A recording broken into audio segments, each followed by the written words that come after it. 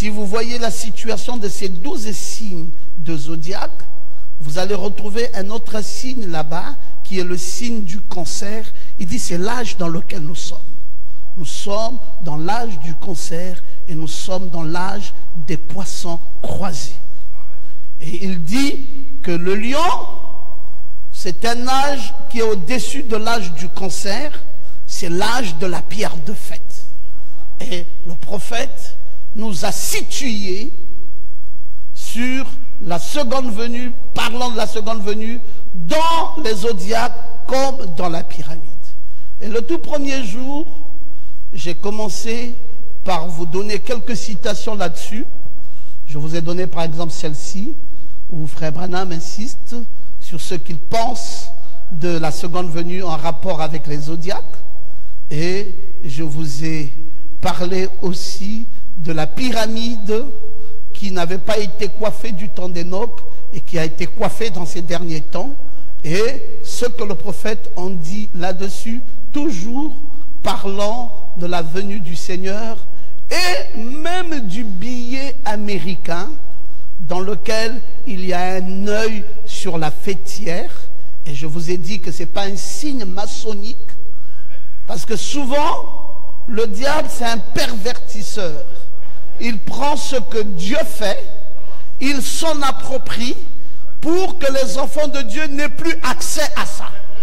Et quand les enfants de Dieu veulent accéder aux choses mystérieuses de la parole, alors tout de suite ils sont confrontés par l'appropriation du diable des symboles divins. Vous voyez par exemple un symbole de la fêtière avec l'œil est un symbole divin.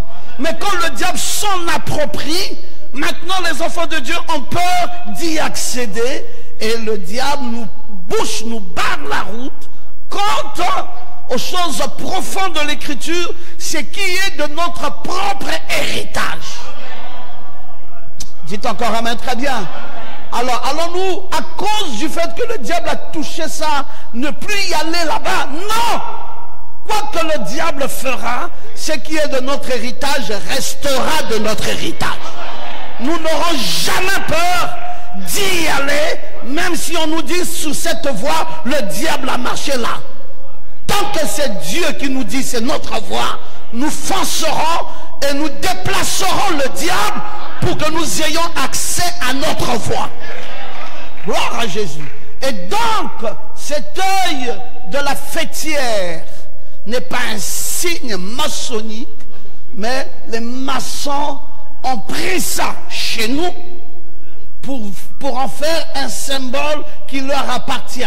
Alors que c'est un grand symbole divin qui révèle la seconde venue de notre Seigneur et qui pointe un prophète dans les États-Unis à travers l'aigle américain, du dollar américain, et nous avons vu toutes ces choses.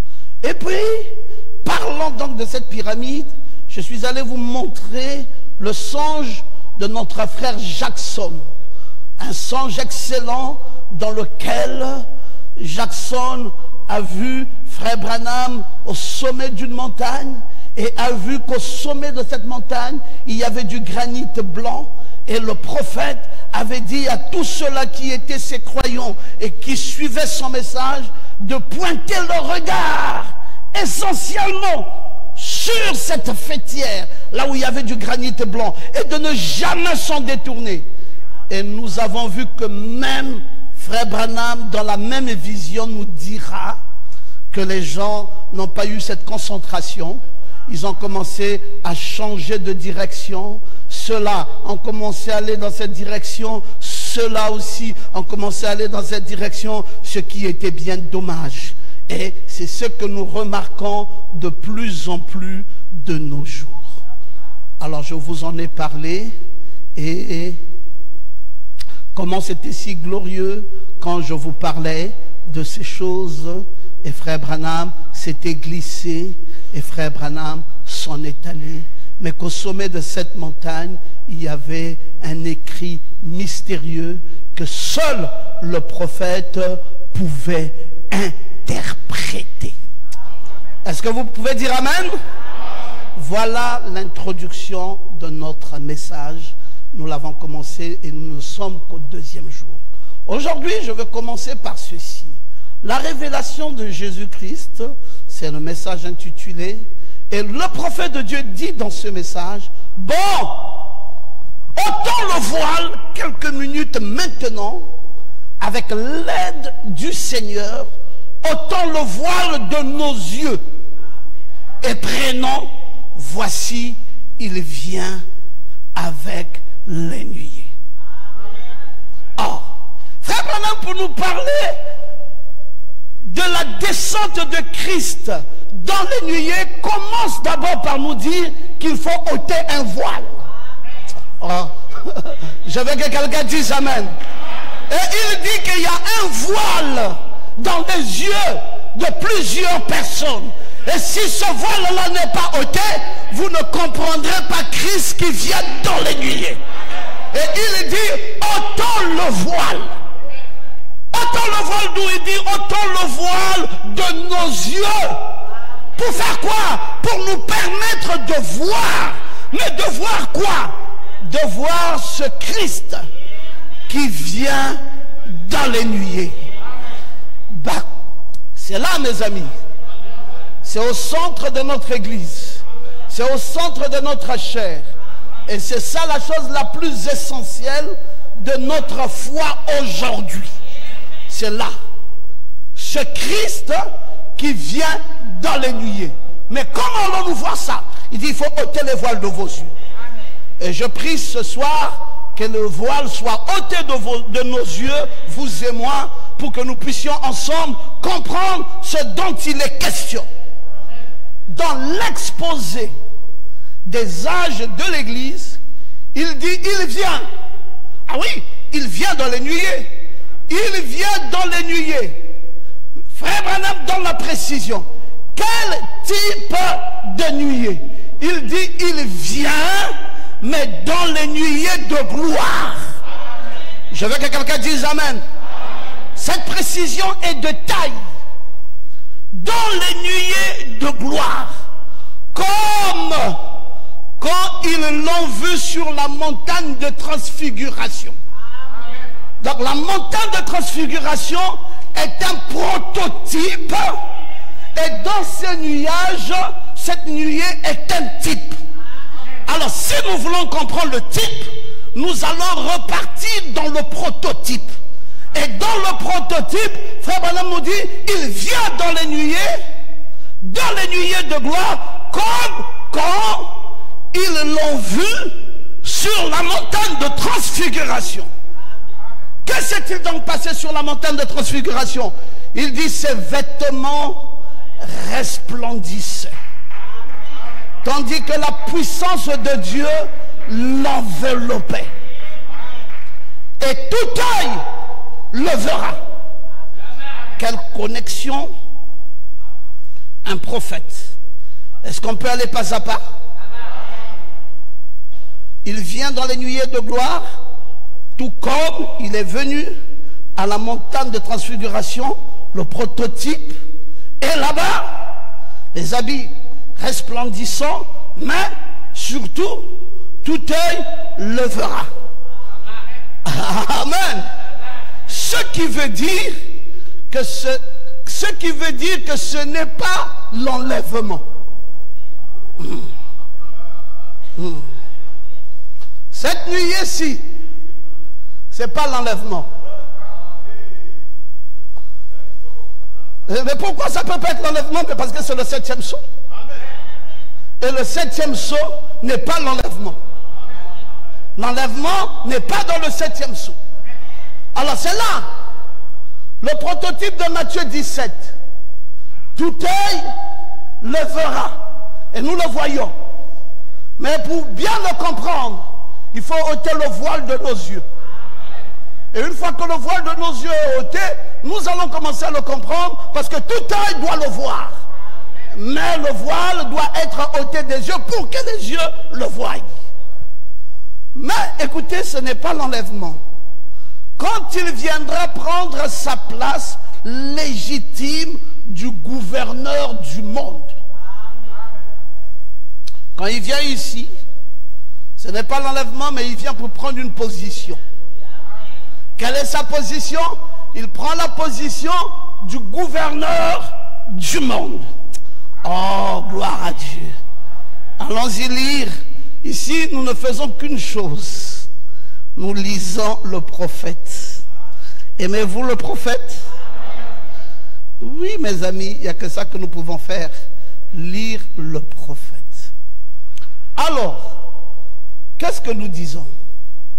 Ensuite, dans la révélation de Jésus-Christ, il continue à approfondir le sujet. De tout œil le verra, et il vient dans les nuées de gloire. Alors il dit, comment vient-il? Il dit, il vient avec les nuées. Le prophète pose la question, quelle sorte de nuées? Il dit, des nuées de gloire. Il dit, non pas des nuages d'orage ou des nuages de pluie, mais des nuées de gloire. Si vous voulez savoir de quel genre de nuée il était enveloppé, quand Pierre et les autres ont vu sa vision sur la montagne de transfiguration, il repart sur le prototype. Il dit, une nuée le couvrit et ses vêtements brillaient et il était enveloppé d'une nuée.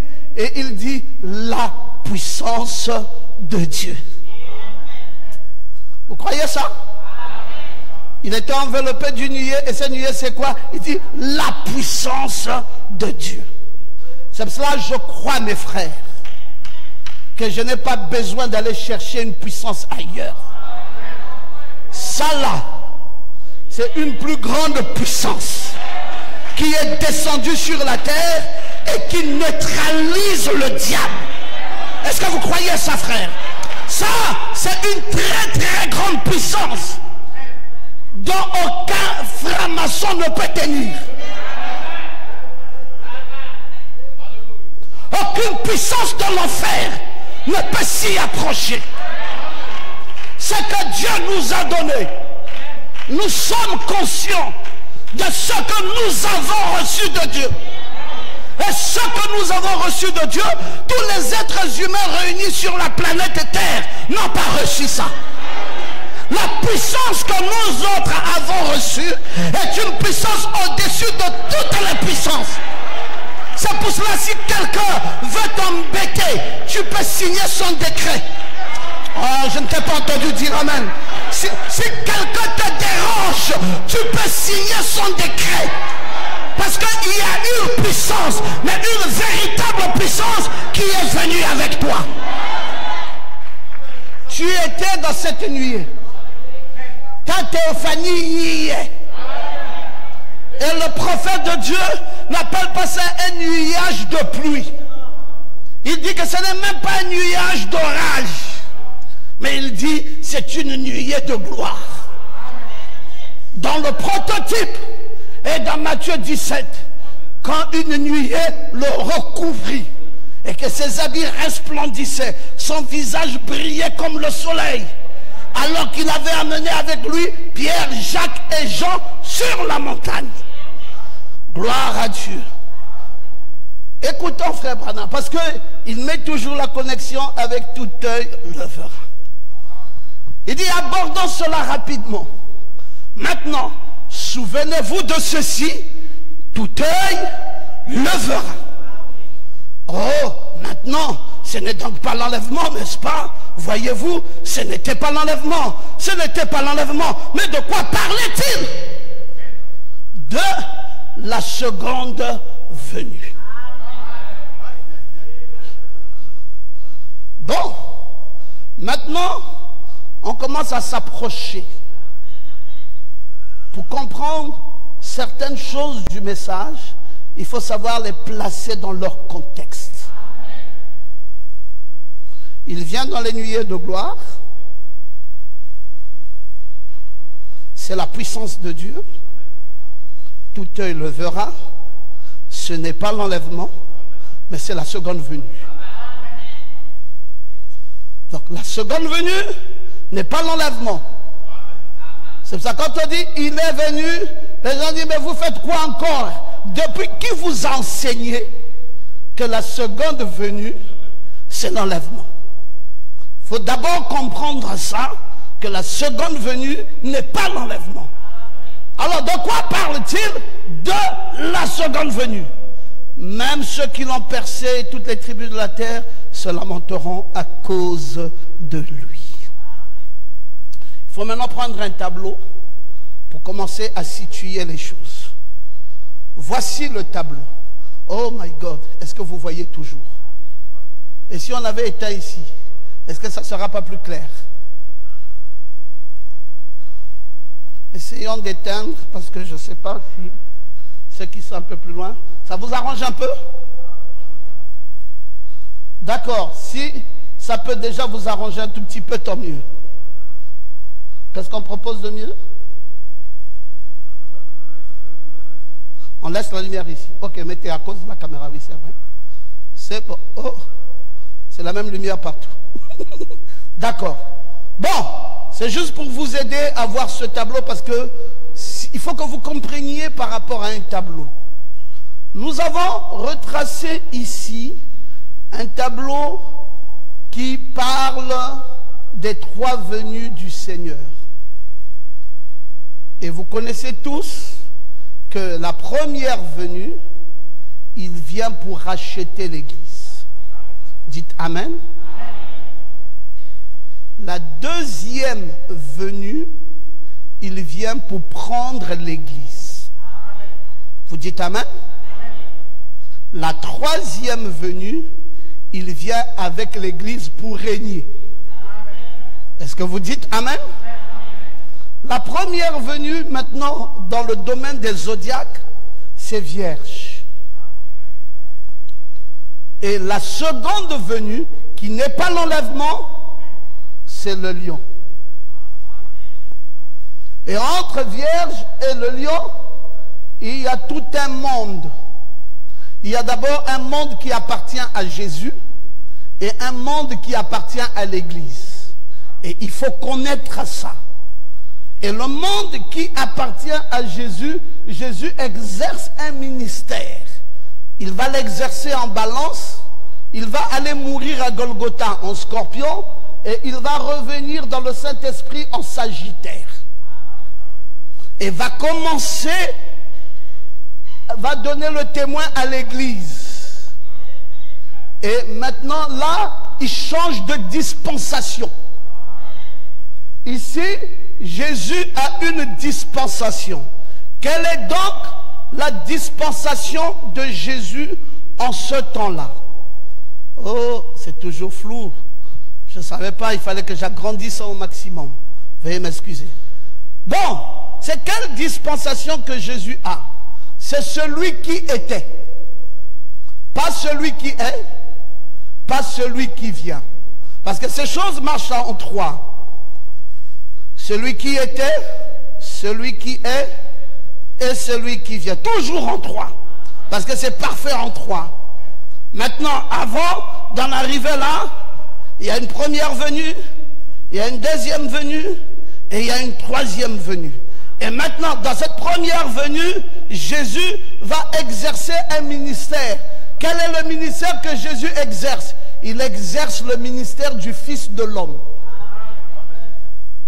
Ici, quand on dit qu'il est en service, il est dans le ministère du Fils de l'homme. Quand il va mourir à Golgotha, il est dans le ministère du Fils de l'homme. Quand il revient en Sagittaire, il est dans le ministère du Fils de l'homme. Quand il commence les âges de l'Église, il n'est plus dans le ministère du Fils de l'homme. Il est maintenant dans le ministère du Fils de Dieu. Alors dites un peu Amen. Alors il navigue en âge d'Éphèse, en âge de Smyrne, en âge de Pergame, en âge de Thyatire, en âge de Sardes, en âge de Philadelphie et en âge de Laodicée, comme étant le Fils de l'homme. Puis il va marquer un arrêt.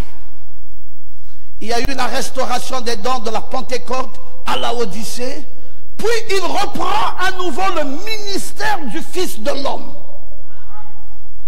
Il place ça en William Branham. Maintenant, William Branham commence à exercer le ministère du Fils de l'homme, mais n'est pas le Fils de l'homme. Est-ce que quelqu'un dit Amen? Il exerce juste le ministère du Fils de l'homme. Donc, on va dire le Fils de l'homme, ce ministère a encadré le ministère du Fils de Dieu. Jusque-là, nous n'avons pas déclenché le ministère du Fils de David. Parce que c'est une dispensation en trois. Il était celui qui était, celui qui est et celui qui vient. Première venue, deuxième venue, troisième venue. Bon, allons-y un tout petit peu pour que vous compreniez ces choses. Nous repartons dans notre tableau. Vous êtes déjà dans l'âge du cancer. Là où le ministère du Fils de l'homme revient à nouveau via Frère Branham pour accomplir une mission. Et puis, arrive le lion. Quand vous descendez dans le rachat, lors de la première venue, c'est le prix qui a été payé à Golgotha par Jésus. Mais quand il vient prendre l'église, le langage ici, c'est l'enlèvement. Prendre là veut dire l'enlèvement. Quand il vient maintenant pour régner avec l'église dans la seconde venue, alors en ce moment-là, c'est les nuées de gloire, tout œil le verra. Alléluia. Mais avant, c'est Matthieu 17. C'est le prototype de ce que nous allons vivre ici quand tout œil le verra. Quand il vient dans le lion de la tribu de Juda et qu'il descend dans les nuées de gloire. Après l'âge de Laodicée, tout œil le verra. Il dit c'est comme ce qui s'était passé en Matthieu 17. Donc nous avons Matthieu 17 d'un côté, nous avons les nuées de gloire d'un autre côté, et au milieu, nous avons l'enlèvement qui est le quatrième sceau. Difficile à comprendre. L'enlèvement, c'est quoi? C'est quand? Et c'est comment? Mais est-ce que, Docteur Ngoma, en prenant les zodiaques, vous parvenez tout simplement à comprendre davantage ces choses? C'est tellement clair dans mon esprit. Celui qui était, celui qui est dans le ministère du Fils de l'homme en tant que Luc 17:30, et celui qui vient. Le Fils de l'homme, le Fils de Dieu, dans le compartiment du Fils de Dieu, le Fils de l'homme emboîte le pas toujours dans l'âge du cancer, avant que nous rentrons maintenant dans l'âge du lion où le ministère du Fils de David rentre. Mais aussi en ce moment-là, les personnages changent. Quand il est venu pour la première fois, il est en train de faire un travail d'aigle en tant que Fils de l'homme. Mais quand il est en train de chevaucher dans les âges de l'église, il n'est plus un aigle, il est un agneau. Et après, quand il revient à nouveau, le ministère du Fils de l'homme, toujours dans l'âge du cancer, il redevient aigle. Mais quand il va maintenant dans l'âge du lion, quand les nuées de gloire viennent et tout œil le verra, il n'est plus l'aigle, il n'est pas l'agneau, il est qui? Il est le lion. Alors, tous ces quatre chevauchements-là sont des chevauchements explicitement donnés par le prophète. Et quand il est dans le commencement des temps, il est un prophète en tant que Fils de l'homme. Mais quand il est agneau, il est sacrificateur. Quand il redevient Fils de l'homme, il est prophète. Et quand il est lion, il est roi. Donc, voilà, vous comprenez bien ces choses et j'ai commencé à vous le dire ici. Il vient pour régner, il est le lion, il est le roi, il est le trône, il est le Fils de David. Il est même plus loin jusqu'au millénium. Et vous connaissez cela, j'ai commencé à vous le dire dans le premier jour. Et puis, je vous ai dit, ici, quand il vient prendre l'église, il est le cancer, il est le ministère du Fils de l'homme, mais attention de savoir repartir cette partie-ci en deux, parce que après, lorsqu'il est celui qui était, celui qui est et celui qui vient, il passe par le 7 âges de l'église après le rachat. Et quand il passe par les 7 âges de l'église, il est agneau, il est sacrificateur, il est fils de Dieu. Il n'est pas fils de l'homme. Et il est fils de l'homme après, ici, quand il emploie frère Branham. Et après, il est le lion, il est le roi, il est le trône, il est le fils de David. Et ici, il est jusqu'à Matthieu 17, un prototype du lion, un prototype des nuées de gloire qui viennent après, parce que Jésus l'avait déjà démontré dans Matthieu 17, ici, dans le ministère de Jésus, en tant que fils de l'homme. Quand il est venu pour racheter l'église, il l'a manifesté sur la montagne de transfiguration, un prototype de ce qu'il fait ici quand il vient dans les nuées de gloire. C'est une affaire mathématique.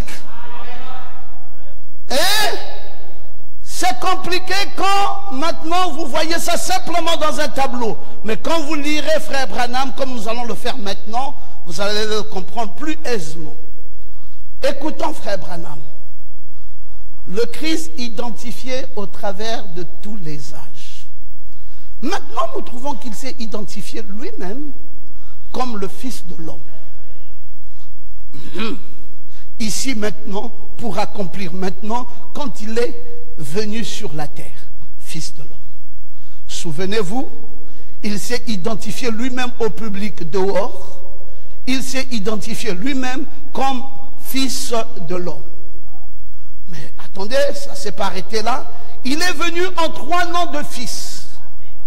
Il est venu comme fils de l'homme, il est venu comme fils de Dieu, et il est venu comme fils de David. Alors, quand il vient dans ces 3 noms de fils, vous devez savoir repartir ça dans un tableau. Quand est-ce qu'il a opéré comme fils de l'homme? Quand est-ce qu'il a opéré comme fils de Dieu? Et quand est-ce qu'il opère comme fils de David? Parce qu'il est venu sous 3 noms. Il opère comme fils de l'homme dans sa première venue. Il opère comme fils de Dieu et fils de l'homme dans le cadran de la deuxième venue. Et il opère comme fils de David dans le cadran de la 3e venue. Lisons davantage le prophète, pour que ça soit plus clair. Apocalypse chapitre 1. Oh, c'est cela, il est le seul Dieu et non pas 3 dieux. Il a vécu dans 3 fonctions et il a servi en 3 lieux. Il a servi en 3 lieux et il a vécu dans 3 fonctions. Il est prophète, il est sacrificateur, il est roi. Il est aigle, il est agneau et il est lion. Est-ce que quelqu'un peut dire amen? Maintenant, vous commencez par voir ça. Il a vécu dans 3 fonctions, mais il a servi dans 3 lieux. Prophète, ici. Sacrificateur, là. Et ensuite, roi, ici. Et après, il est aigle, là-bas. Il est agneau, ici. Et il est lion, ici. C'est le même Dieu dans 3 lieux différents, dans 3 dispensations différentes, qui a servi en tant que prophète, sacrificateur et roi, et en tant que aigle, agneau et lion. Il faut repartir ça. Une dénomination ne comprendra pas ça. Laissez-moi vous dire pourquoi ils ne peuvent pas comprendre ça. Parce qu'ils ne peuvent pas comprendre le 3e exode. Et d'ailleurs, c'est bien normal qu'ils ne comprennent pas le 3e exode, parce que ce n'est pas un message qui leur est adressé. C'est adressé essentiellement à l'épouse. J'aime quand tu peux lever tes mains droites et dire amen. Donc, ces choses, même si c'est des choses d'accès difficile, tu dois les connaître. Et tu dois les connaître parfaitement. Quand on parle de Dieu, de celui qui a marché au milieu de 7 chandeliers d'or, même les yeux fermés, tu dois savoir qu'il s'agit ici de Jésus-Christ en tant que Fils de Dieu. Et quand on te dit qu'il a marché dans les 7 âges de l'église, tu dois savoir qu'il s'agit de Jésus-Christ en tant qu'agneau.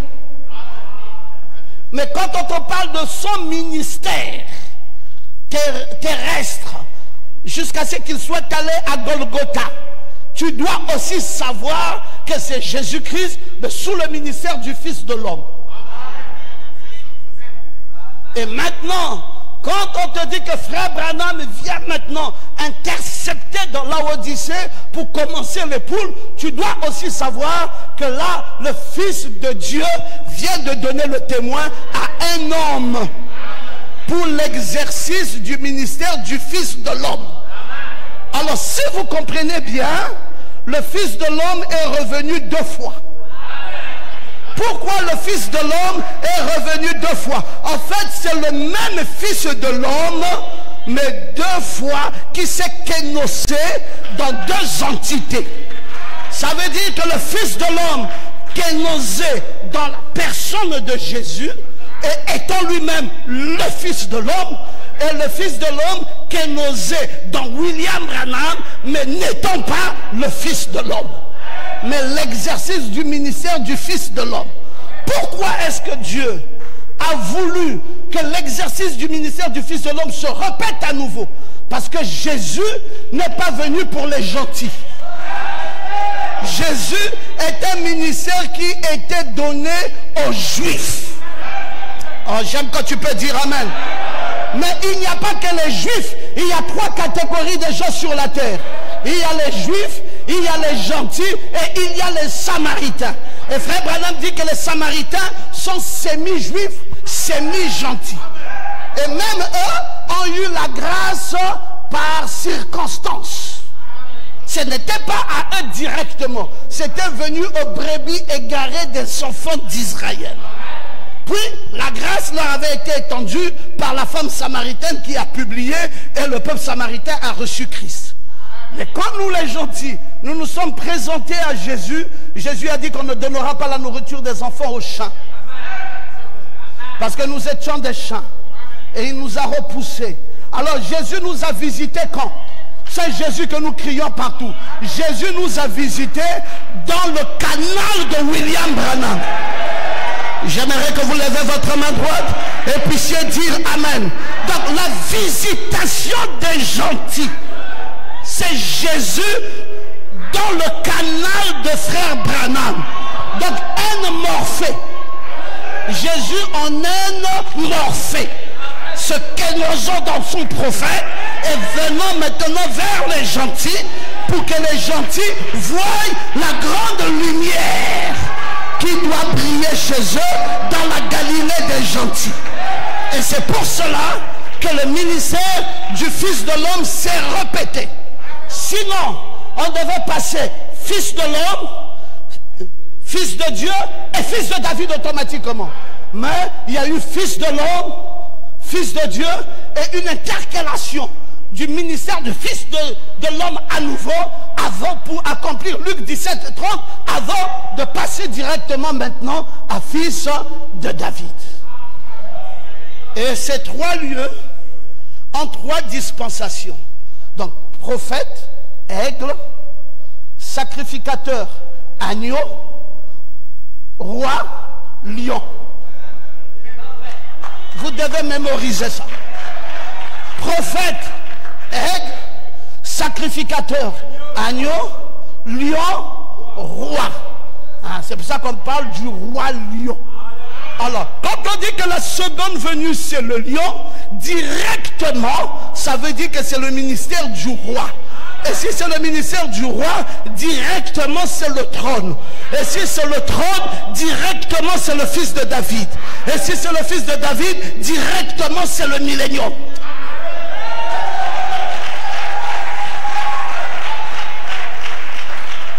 Qui n'a rien à voir avec l'enlèvement.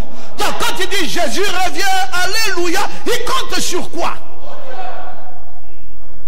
Je ne sais pas, ces gens-là comptent sur qui et sur quoi? Parce que le nôtre est déjà venu.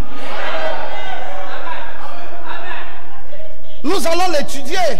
Vous savez que votre serviteur a peur de dire des choses si frère Branham n'a pas dit. Parce que moi, je n'aime pas avoir de problèmes. Les histoires là partent trop loin. Donc, on va m'écrire encore dans le net. Docteur Ngoma, je ne veux pas. Lisons. Lisons le prophète. Nous sommes dans le sang confus. Il vient dans les nuées de gloire, couvert d'une nuée. Frère Branham arrête. Il dit, non pas un petit cumulonimbus blanc là-bas, mais la nuée sur laquelle il revient est une nuée de gloire. Tous ces anges avec lui. Paul est là, Irénée est là, Martin est là, Colombo est là, Luther est là, Wesley est là, William Branham est là. Oh, j'aime quand tu peux dire Amen. Quand il vient dans ces nuées de gloire, tous ces anges viennent avec lui. Tu peux dire Amen. Alléluia. Oh là là. Comme ça. C'est comme ça qu'il revient. C'est comment? C'est comment? Quand on dit Jésus revient, c'est comme ça qu'il revient? Branham dit que c'est comme ça. La dénomination pense qu'il revient comme un vieillard là, avec une barbe. On le voit lui-même qui revient. Non! Il revient toujours avec ses anges. Oh, j'aime quand tu peux dire Amen. Non, non, non. C'est comme ça. Ce n'est pas autrement. C'est comme ça qu'il revient. Avec qui? Avec ses anges. Et frère Branham crie, oh, alléluia, oh là là, c'est comme ça qu'il revient. Il revient sur les nuées de gloire. Maintenant, remarquez, quand ils le virent, il va maintenant dans le prototype. Se tenir là. Avant cela, Moïse et Élie lui sont apparus. Frère Branham dit, observez. Le cours s'arrête. Il dit maintenant observation. Il dit, que représentait Moïse?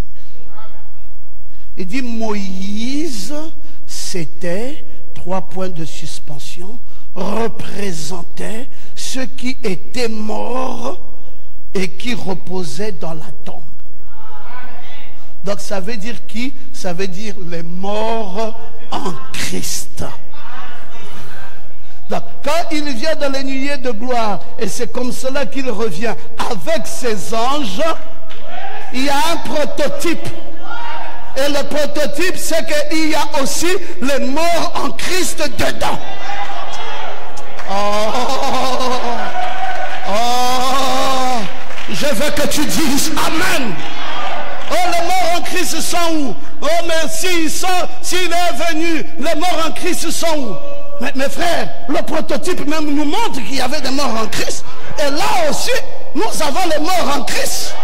On a Paul. C'est un Christ en Christ. Paul est un Christ en Christ. Irénée est un Christ en Christ. C'est quoi? Martin n'est pas un Christ en Christ. C'est des morts en Christ qui sont venus avec lui dans la nuée de gloire. Est-ce que vous pouvez dire Amen?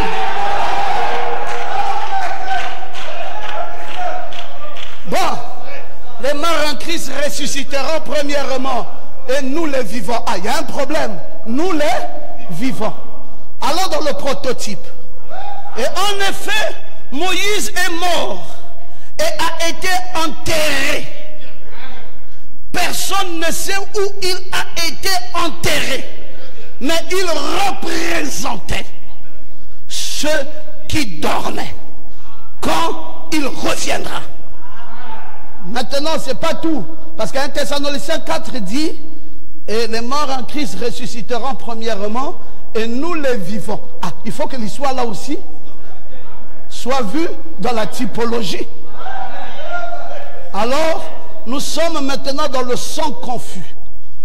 Le sang confus, frère Branham dit, et Élie représentait ceux qui sont enlevés.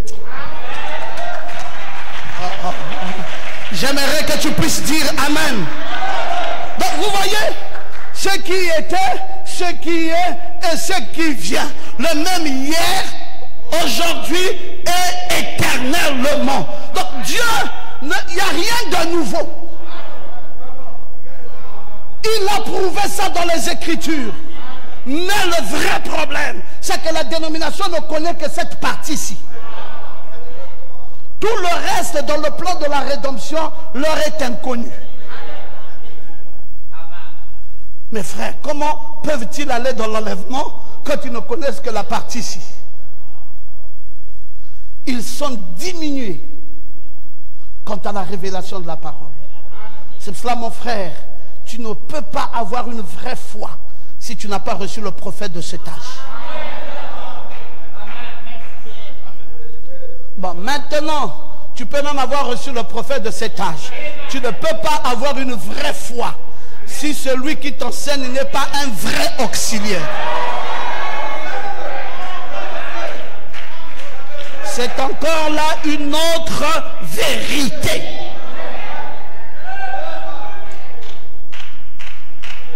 Bon, maintenant le mort en Christ ressuscitera premièrement, et nous les vivants, on a déjà vu Élie, il a représenté les vivants. Amen. Les enlever, ceux qui n'ont pas eu à mourir, dit frère Branham. Oh, vous y êtes. Maintenant Pierre, Jacques et Jean représentaient qui? Parce qu'eux aussi, ils étaient là-bas. Il dit, ils représentaient Israël. Ils représentaient les 144 000. Donc, c'est un plan entier de la rédemption. Ce qui s'est fait dans cette nuée là-bas, qui est le prototype de ce qui se fait dans cette nuée-ci, est un plan de la rédemption. Pasteur Ngoma, vous nous avez dit que oui, là, on est d'accord avec vous. Que là, il y a les saints, les milliers de myriades. Oui, on est aussi d'accord avec vous, Pasteur Ngoma, que là, il y a les anges qui l'ont accompagné. Il revient avec ses anges. Mais là où on ne comprend pas encore, c'est est-ce qu'Israël aussi est là? Oui. Oui. Ça là, ce n'est pas Apocalypse 1. Ça, ce n'est pas Apocalypse 2. Ce n'est pas Apocalypse 3. C'est Apocalypse 10. Et Apocalypse 10, c'est les Juifs. Ah, docteur Ngoma, arrêtez de nous scandaliser. Apocalypse 10, l'Église part dans l'enlèvement. Les âges de l'Église finissent en Apocalypse 3. Apocalypse 4, l'Église n'est plus. Elle revient quand? Elle revient en Apocalypse 19. Et elle revient maintenant avec qui? Avec Christ, avec toute la famille qui redescendent maintenant pour le règne. Les Juifs sont en Apocalypse 4 jusqu'en Apocalypse 19. Et donc, ils reviennent ensemble avec Christ et l'Église. Non, docteur Ngoma, soyez plus explicite. Non, c'est très facile. Allons-y en Égypte. Nous avons Joseph. Joseph, c'est Christ. Il a marié une femme en Égypte. C'est qui cette femme? Asenat, la femme de Joseph. Joseph qui est devenu Zaphénaët Panéa parce qu'il est rentré dans un autre ministère. Il est en train de révéler les mystères. Il est en train de briser le pain. Alors quand il brise le pain, quand il brise le seau, il n'est plus Joseph, il devient Zaphénaët Panéa. Et il est marié à une femme des gentils. Lui, un hébreu, mais marié à une femme des nations. Et puis après, ce même Joseph dit que la chose secrète, il faudrait qu'il retienne ça. Qui va-t-il retenir? Benjamin. Il prend Benjamin, il garde Benjamin dans le palais. Et maintenant, quand l'affaire se fait, Benjamin là, c'est les 144 000 que Joseph garde dans le palais. Et maintenant, il se retrouve qui? Il se retrouve que Asenat est là dans le même palais. Joseph est là dans le même palais et Benjamin aussi est là dans le même palais. Les trois sont là, les Juifs, la femme des nations et Christ.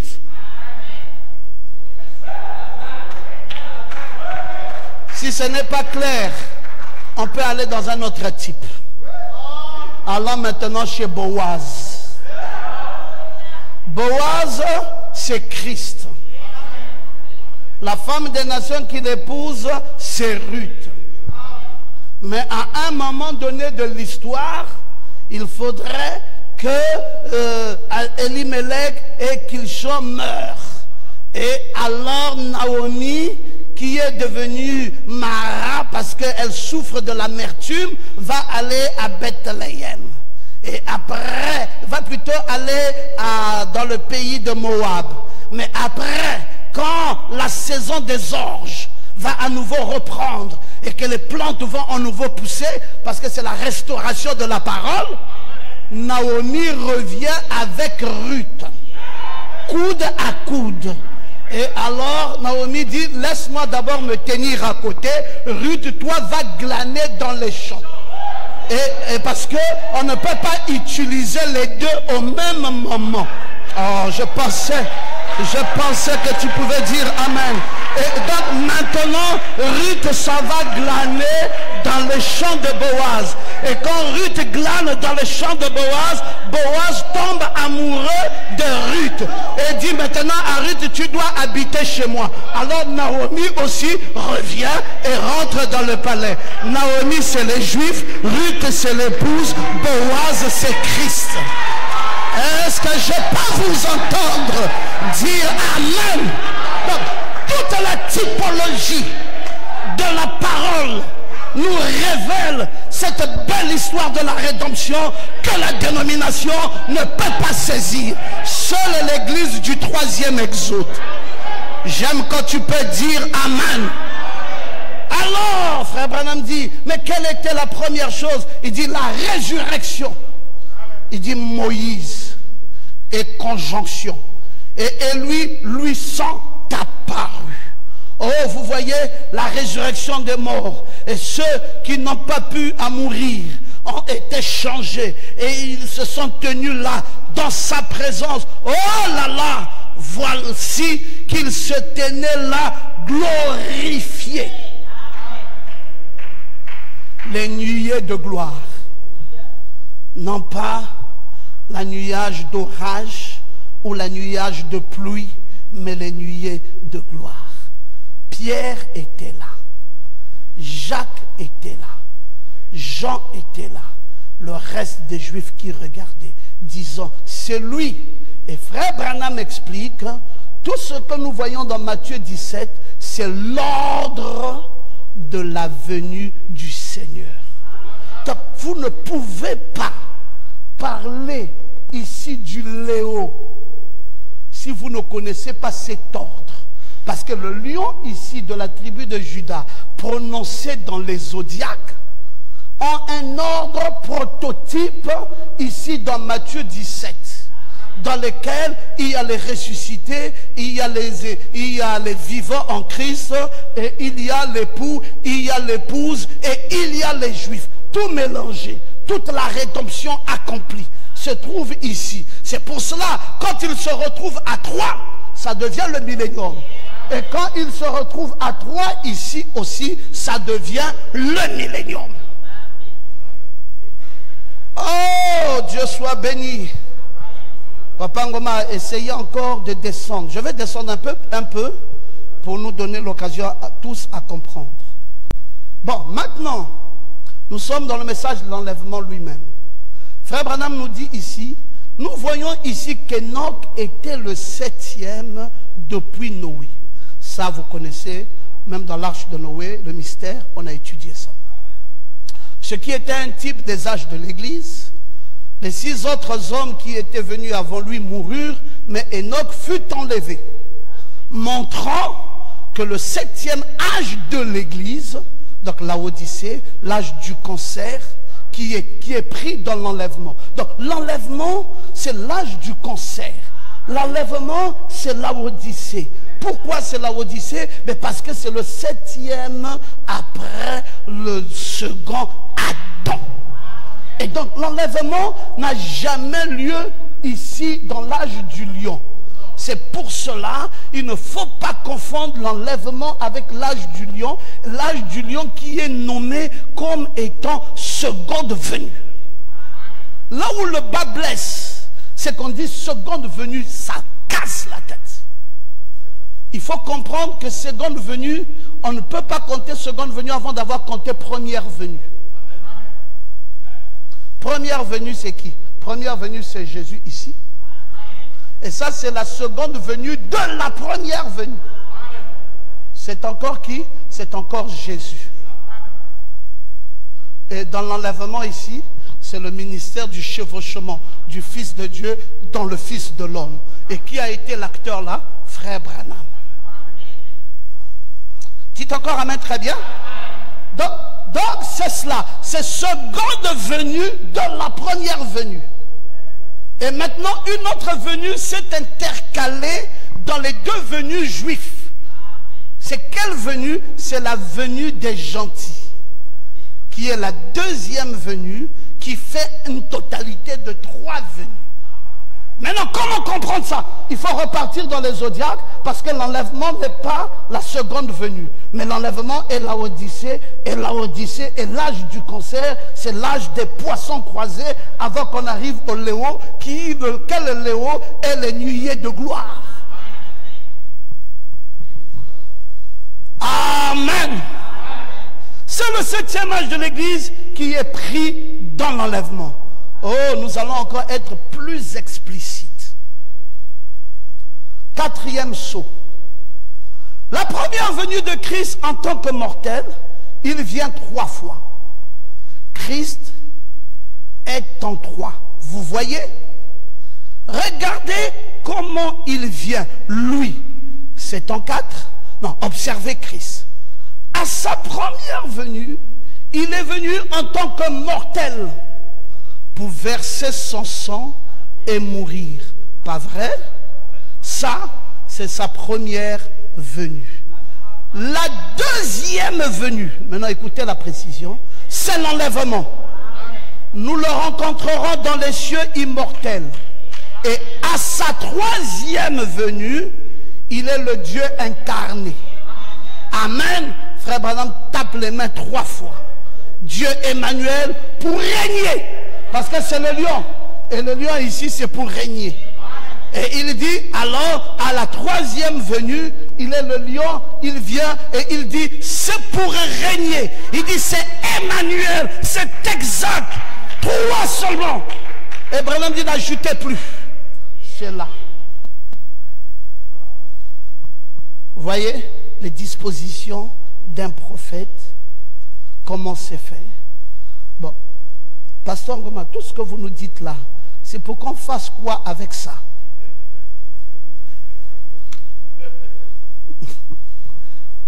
C'est compliqué, c'est mathématique, c'est ceci. Bon, nous, on fait quoi avec ça? C'est déjà que tu saches que tu n'es pas une dénomination. 2, que tu saches qu'un prophète a révélé tous les mystères. 3, que tu saches que ce n'est pas à la portée de tout le monde. 4, pour que tu aies une vraie position. 5, pour que tu comprennes désormais dans quel espace de temps tu vis. Parce que tu n'es plus ici, là, encore moins ici. Parce que Laodicée a déjà pris fin. Maintenant, tu es où? Tu es ici. Cette nuée témoigne de ta nouvelle foi.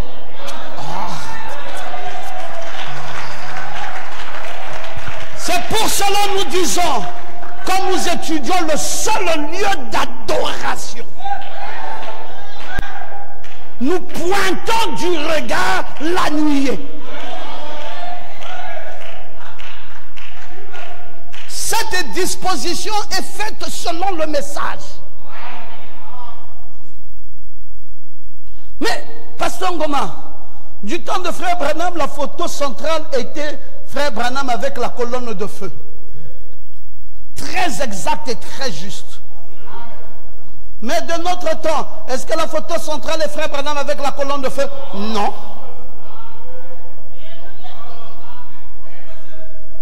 Parce qu'une nuée est venue après ça.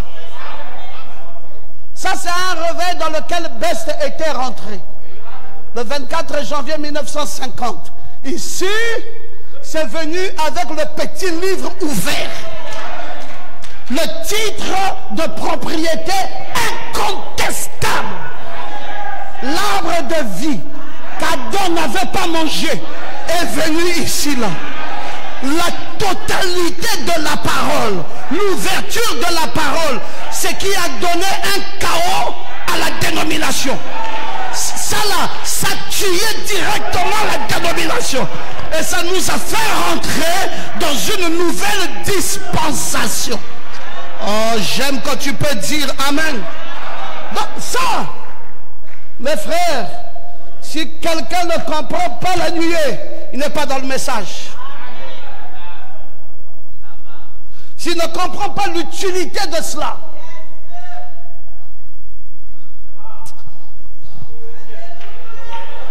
bon, avançons. C'est quoi donc le ciel? Nous allons partir au ciel. Frère Branham dit dans la révélation de cette source, je l'ai dit, si Dieu parle ou vous envoie, il appuie ce que vous dites. Remarquez, si vous êtes donc un ambassadeur du ciel, le ciel tout entier est derrière vous. Mais c'est quoi donc ce ciel? Le ciel consiste en la parole de Dieu. Quand on dit nous on va au ciel, nous on ne va pas là-bas. On va aller au ciel. Vous voulez nous envoyer dans quel ciel? Notre ciel est là où nous nous tenons. Mais le ciel là c'est quoi? Mais c'est la parole de Dieu. Oh. Donc, je suis ici, vous voulez dire que je suis au ciel. Mais vous m'avez enlevé toute espérance. Bon, toi tu espérais quoi? Non mais parce que vraiment honnêtement entre nous, moi je souhaitais aller au ciel. Mais tu es au ciel. Depuis ce soir, tu es au ciel. Tu peux sentir les effets du ciel dans ton cœur, en train de vibrer dans ton âme. Tu es assis dans les lieux célestes en Jésus-Christ. Ton âme a voyagé. Ton âme est assis là-bas. Est-ce que je peux entendre quelqu'un qui dit Amen? Ne faites pas comme cet homme-là qui était parti là-bas et puis qui est revenu bredouille. Bon, Christ est révélé dans sa propre parole.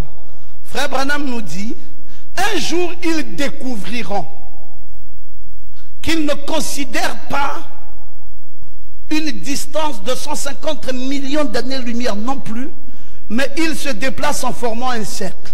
Exactement. Vous découvrirez un de ces jours que lorsque vous allez au ciel, vous ne faites pas simplement vous envoler vers quelque part ailleurs. Vous êtes encore ici, seulement dans une autre dimension, plus rapide que celle-ci.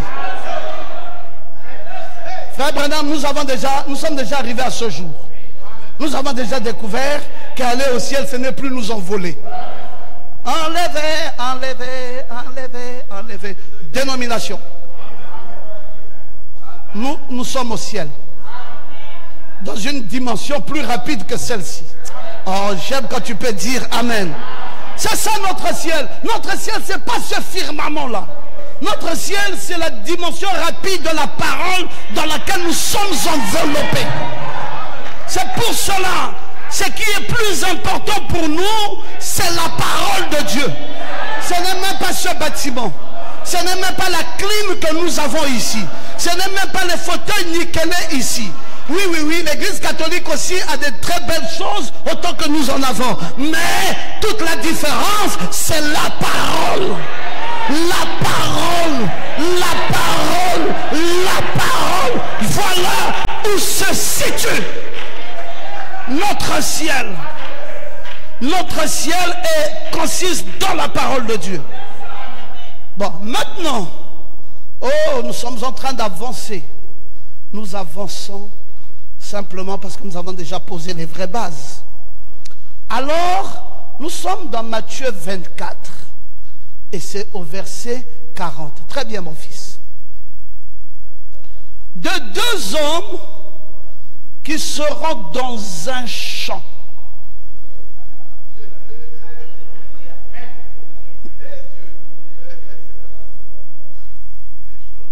L'un sera pris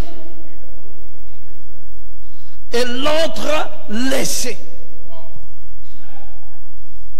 De deux femmes qui moudront à la meule, l'une sera prise et l'autre laissée. Veillez donc, puisque vous ne savez pas quel jour votre Seigneur viendra. Sachez-le bien, si le maître de la maison savait à quelle veille de la nuit le voleur doit venir, il veillerait et ne laisserait pas percer sa maison. C'est pourquoi vous aussi, tenez-vous prêts, car le Fils de l'homme viendra à l'heure même où vous n'y penserez pas. Il viendra comme un voleur dans la nuit.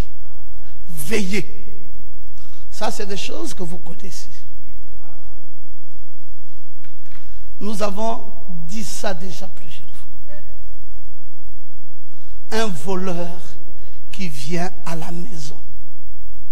Il vient voler quoi? Il ne vient pas voler la maison. Depuis que je suis né, depuis que j'ai grandi, jusqu'à ce que j'ai eu cet âge, j'ai entendu chaque fois: oh voleur, oh voleur, oh voleur. La maison était toujours là. Mais ce que le voleur prenait, c'était jamais la maison. Le voleur venait prendre quoi? Il venait toujours voler les choses qui sont dans la maison. Mais aujourd'hui, on veut nous faire comprendre que le voleur sélectionnait le Fils de l'homme. Lui, il vient voler la maison.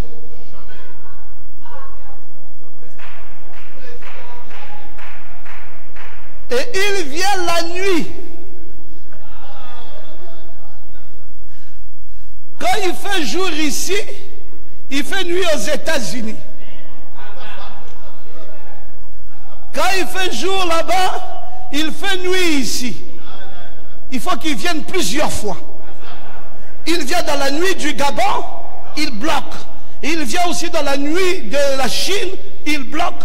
Et il vient aussi dans la nuit des États-Unis, il bloque. Parce que nous n'avons pas tous la même nuit au même moment. Il ne s'agit pas. Il ne s'agit pas de cette nuit de 24 heures. Oh, j'aime quand tu peux dire Amen. Comme un voleur dans la nuit. Lisons frère Branham. Lisons frère Branham. Dieu se cache et se révèle dans la simplicité. Ce serait un secret. Parce qu'il dit qu'il viendrait comme un voleur dans la nuit. Ça, nous l'avons déjà dit, l'enlèvement.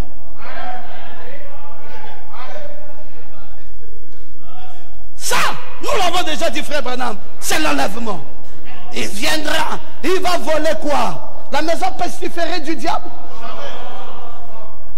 Une maison inconvertie. Depuis que tu as cru, jusqu'en date de ce jour, tu n'as jamais réussi à convertir ton corps. Frère, tu peux me dire que je suis rempli du Saint-Esprit comme quoi? Attends, test. Prenons une femme, mettons à côté. Rempli du Saint-Esprit, mets-toi là. Si tu ne sens pas comme les crampes. On dit, frère, n'est pas les crampes, le Saint-Esprit. Il dit, non, enlevez-moi ici. Enlevez-moi là. Mais pourquoi? Mais parce que ce corps-ci c'est la maison pestiférée du diable. Le plus important qui est chez toi, c'est ce qui est à l'intérieur. À l'intérieur de toi, il y a quoi? Il y a ton âme. Et une âme régénérée. Une âme remplie de Dieu. Une âme remplie de la parole. Une âme remplie de louanges. Une âme remplie de citations. Une âme remplie de la gloire. Alléluia! Tu es à l'église. Tu veux écouter la parole. Le corps ici te dit, je ne peux pas tenir. Vous pensez que c'est de gaieté de cœur que Maman Louise n'est pas avec nous ce soir à l'église? Cette dame-là qui aime la parole? Ta mère de Jolinda? Mais elle ne peut pas faire autrement. Vous allez l'appeler rétrograde? Vous avez menti. Son corps ici a failli, mais son âme n'a pas failli. Son âme est attachée à son Dieu.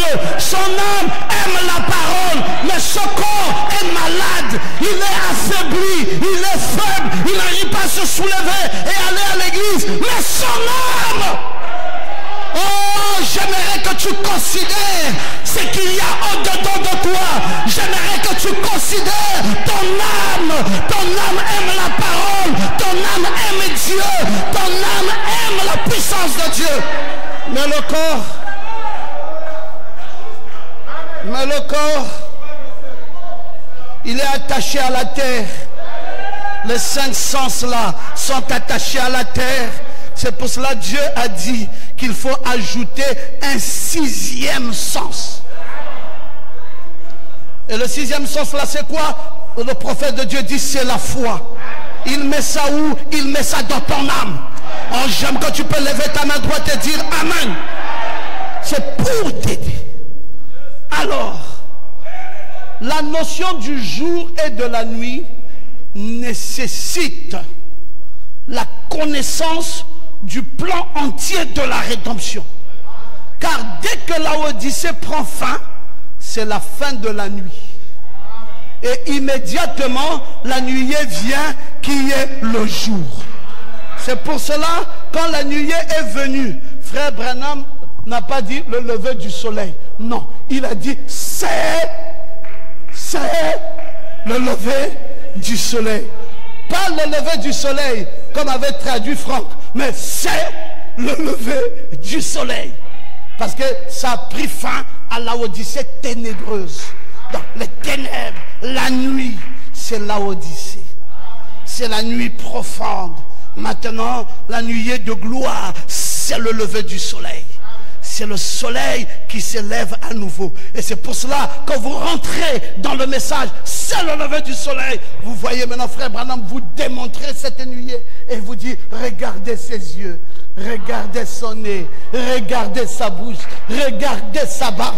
Oh, j'aime quand quelqu'un peut se lever et dire Amen. Gloire à Jésus. Maintenant, ce n'est pas la fin de la nuit, là, ce n'est pas comme 24 heures, il est 19 heures, la nuit est tombée. Non! C'est la fin de la Odyssée, et le jour qui vient, c'est la nuée, c'est le lever du soleil. Écoutons d'abord même dans la Bible. L'Éternel alla devant eux le jour dans une colonne de nuée, pour les guider sur le chemin, la nuit dans une colonne de feu pour les éclairer afin qu'ils marchassent jour et nuit. La colonne de nuée ne se retirait point de devant le peuple pendant le jour, ni la colonne de feu pendant la nuit. La nuit dont il est question ici est une nuit prophétique et non une nuit littérale. Allons-y lire, frère Branham. Vision de Patmos. Avez-vous remarqué cela? Les étoiles, les porte-lampes, les lampes. Qu'est-ce que cela signifie? que la dispensation dans laquelle nous vivons est un temps de ténèbres. Ah, dites encore Amen, très bien. Les porte-lampes, les étoiles, les messagers, les âges de l'église, tout ça c'est pour faire quoi? Frère Branham dit, c'est pour nous montrer que la dispensation dans laquelle nous vivons est un temps de ténèbres. Les lampes, les lumières, les étoiles montrent que c'est la nuit. Donc ce n'est pas une nuit littérale, mais c'est une nuit prophétique. Qu'est-ce qui nous démontre que nous sommes arrivés dans la nuit prophétique? Ce sont les étoiles. Oh, j'aime quand tu peux dire Amen. Donc pour le prophète, dès lors qu'il y a ces étoiles, ça veut donc dire que nous sommes déjà dans la nuit. Et ce sont ces étoiles-là, ces porte-lampes, ces lumières-là qui nous témoignent du temps dans lequel nous vivons. Pas une nuit littérale, mais une nuit prophétique. Que fait donc une étoile? Pose-t-il la question, frère Branham. Elle reflète la lumière du soleil jusqu'à ce que le soleil revienne. Oh, béni soit le nom du Seigneur. Et un véritable ministre de Dieu ne reflète pas quelques torches ou quelques allumettes ou quelques feux de paille. Il reflète les rayons dorés de Christ à l'église. Est-ce que vous pouvez dire Amen? Qui ça? Un véritable ministre de Dieu. Ne reflète pas les torches. Ne reflète pas les allumettes. Un véritable ministre de Dieu vit dans un temps prophétique où il y a les ténèbres, la méconnaissance de la parole. Et quand il y a la méconnaissance de la parole, Dieu va donc utiliser des lumières.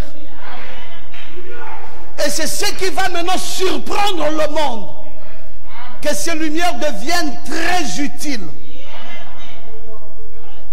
Vous exercez au Gabon, vous exercez ici, vous exercez en Haïti, vous exercez, je ne sais pas, partout, vous exercez.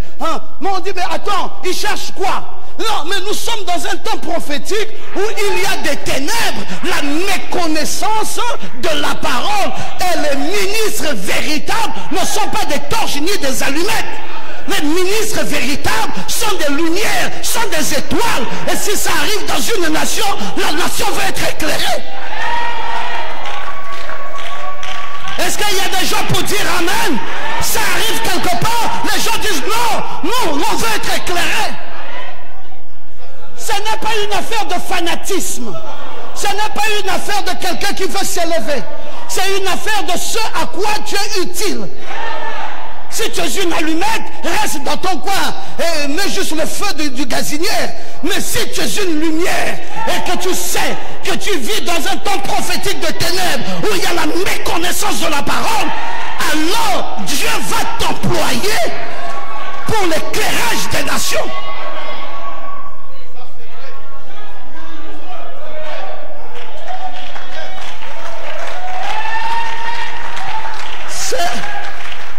C'est la raison pour laquelle Frère Branham avait dit, quand Dieu a donné un don à un homme, ce don-là, c'est Jésus-Christ lui-même. Est-ce que vous croyez que c'est la vérité? Oui, frère, c'est la vérité. Parce qu'un homme ne peut pas être une lumière. Mais c'est quoi donc cette lumière qui brille dans un ministre de Dieu? C'est Jésus-Christ lui-même qui est la lumière, qui est le chemin, qui est la vérité, qui est la lumière, qui a oint cet homme, et cet homme devient une lumière au milieu des ténèbres, au milieu de la nuit profonde. Les gens sont dans la stupéfaction. Ils vous disent, mais ça là j'avais lu ça, mais je ne comprenais pas. Mais ça là j'avais lu ça, mais je ne comprenais pas. Bon, comment vous êtes arrivé à comprendre ça? Bon, mais vous faites peur. Non, on ne fait pas peur. Le problème, c'est que c'est la prédestination de Dieu. Chacun de nous a un rôle à jouer. Oh, Mama Yokabed. Maman Yokabed a chanté. Chacun a un rôle à jouer. Mais c'est une vérité, les amis. Voici donc ces lumières qui reflètent dans la nuit. Comme nous le révèle le prophète. Et c'est là où Christ vient. Maintenant, on dit l'un, je vous ai expliqué déjà les ténèbres. Maintenant, on dit que l'un sera pris, l'autre laissé. Je vais m'arrêter par là ce soir. C'est quoi l'un sera pris, l'autre laissé? Apocalypse, livre de symboles. Les êtres angéliques s'associent. Oh, j'espère que vous le saisissez. Cela vient juste de tomber librement. Frère Branham dit, quand il reçoit, il dit, je viens de recevoir. Il dit, ça vient de tomber librement. Regardez, si vous avez le Saint-Esprit en vous, alors vous êtes un candidat à l'association avec le monde invisible et le surnaturel. Il dit que ça vient de tomber. Il n'est pas étonnant que les gens ne puissent pas croire en ces choses. Ils ne sont jamais rentrés en contact. Il n'y a rien ici à l'intérieur pour croire. Mais lorsque le Saint-Esprit vient dans son cœur, aussitôt, cet homme-là devient un être double. L'un de la terre pour mourir et l'autre du ciel pour vivre. Dans son corps, il est toujours sujet à la mort, mais dans son âme, il est passé de la mort à la vie. Oh, quelqu'un pour dire Amen. Donc, les deux seront sur un même lit. Frère, ne cogne pas la soeur pour dire, bah, toi et moi, nous sommes sur le lit ici. Qui de toi et moi vont aller dans l'enlèvement? La sœur dit que le jour là, tu m'avais grondé. Je crois que là où nous sommes tous les deux ici, si l'enlèvement vient là, moi je pars, toi tu restes. Dis, ah, tu as dit quoi? Ce n'est pas deux personnes. Alors s'il y a un bébé, on fait quoi? On est déjà trois. C'est que nous tous, nous sommes disqualifiés sur le lit. Oh mes amis, il ne s'agit pas d'un frère, d'une sœur sur le même lit. Amen. Comme à l'époque où les gens venaient de croire, ils disaient il faut éloigner le bébé parce qu'on avait dit de deux qui seront sur le même lit. Si on est trois ici, on peut rater l'enlèvement. Hein? Mettez le bébé plus loin. Comme ça, si on est nous deux. Et puis, la sœur dit, mais si c'est comme ça, alors, mettons seulement chacun son lit. Il dit, nous allons tous aussi rater. Parce qu'on n'a jamais dit de un qui sera sur le même lit. On a dit deux. Il faut toujours qu'on soit toi et moi, mais un de nous part. Frère, l'ignorance de la parole. L'ignorance de la parole. Les deux sur un même lit, c'est toi-même un être double. Tel que tu es là, tu es double. Tu as la chair pour faire quoi? Pour mourir. Et tu as l'âme pour faire quoi? Pour vivre. L'un pour vivre, l'autre pour mourir. C'est écrit. Amen. Docteur Ngoma, vous pouvez encore ajouter? On peut ajouter. Il y a beaucoup de citations. Le départ secret et soudain. Cette venue secrète du Seigneur. Le départ secret et soudain de l'Église. Observez. De deux seront dans un champ. Je prendrai un, je laisserai l'autre. De deux dans un même lit, je prendrai l'un, je laisserai l'autre. Cela montre que la venue du Seigneur ne se passera pas juste dans un certain coin. Mais cela sera universel. L'un sera dans un champ en train de travailler durant la journée. L'autre dans un lit en train de dormir de l'autre côté de la terre. Ça sera un enlèvement universel. Ça viendra avec le cri. La voix de l'archange et la trompette de Dieu sonnera. Là, il ajoute le cri, la voix et la trompette. Et vous savez vous-même que ces trois choses s'accomplissent pendant qu'il descend. J'aime cette église. J'aime cette église parce qu'elle connaît l'écriture. Alléluia! Et c'est cela qui nous conduit dans le mystère de la translation des saints. La translation et la résurrection ne concernent pas l'homme extérieur. C'est ce que dit Frère Branham. Il dit la translation concerne, ça ne concerne pas l'homme extérieur, le corps, mais plutôt l'homme intérieur. L'homme créé de Genèse 1, 26. L'homme formé de Genèse 2, 7. Ce dernier pécha et il est dit de lui, tu es poussière et tu retourneras à la poussière. C'est l'homme de qui? L'homme de Genèse 2, 7. Mais l'homme de Genèse 1, 26, c'est cet homme-là qu'il est intérieur, un homme esprit, créé à l'image et à la ressemblance de Dieu. Et l'autre, c'est formé. L'autre est créé, l'autre est formé. Comme un singe, comme un chimpanzé. Il est formé. Une maison pestiférée du diable. Alors les amis, merci de connaître ces choses. Merci de suivre ces choses. Oh, il ne fallait pas que j'ouvre ici. Sinon je ne finirai plus. Oui, la dame et lui est déjà rassemblée spirituellement par le cri du roi dans le camp. Elle est ressuscitée spirituellement par la voix de l'archange. Processus qui continuera parce qu'il y a la translation. L'homme intérieur est en train de travailler et le processus est en train de se suivre. Le processus continuera jusqu'à la translation, le changement des corps. Après, on laisse tomber la maison pestiférée du diable et on rentre dans un autre tabernacle. Et elle est raptée, donc enlevée spirituellement dans le mystère du 4e sceau. Un enlèvement de quoi? Un enlèvement de foi ou par la foi. C'est-à-dire dans le sein de son époux divin. Maintenant, ce qu'elle attend, c'est la pleine manifestation de la dimension physique de ces choses. Il ne s'agit pas d'une utopie, mais plutôt d'une glorieuse réalité qui nous est donnée aujourd'hui de vivre en tant qu'épouse parole de Christ, en tant que reine du trône. Comme disait notre précieux frère Branham, et Billy Paul avait dit, Dieu a pensé, le prophète a parlé, et moi je crois. C'est Billy Paul qui avait dit ça. Dieu a pensé, le prophète a parlé, et moi je crois. Moi je crois quoi? Mais je crois dans cet enlèvement de foi. Lisons le prophète. L'infaillibilité de la parole parlée de Dieu.